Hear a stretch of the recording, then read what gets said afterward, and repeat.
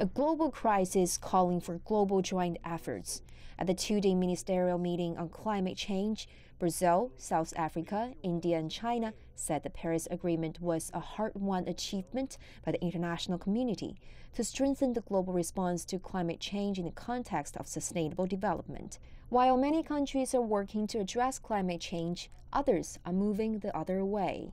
Shortly after U.S. President Donald Trump took office, he signed an executive order to reverse the climate policies of Obama era.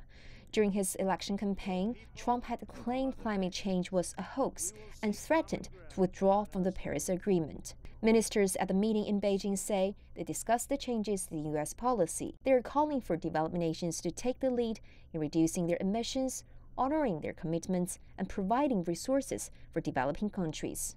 We have considered that basic countries are staying the course. We are recommitting ourselves, and we urge all other countries to act likewise. Under the Paris Agreement, developed countries agreed to raise $100 billion a year by 2020 to help developing countries transform their economic models. However, many countries are failing to fulfill their commitments. The basic countries are calling for more transparency and accountability in those commitments. Hopefully, in the future, developed countries will be strictly following the commitment they made in the Paris Agreement. Now some countries are not willing to pay the money anymore. I talked to some of those developed countries and told them that these are your responsibilities. Developed countries have to coordinate within themselves and make the investment.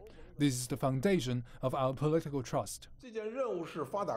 China has been playing an active role in combating climate change for years. And with the issue of climate change becomes more pressing than ever, China has been committed to provide any assistance within its capabilities to make the world a better and greener place. So Yun, CGTN, Beijing.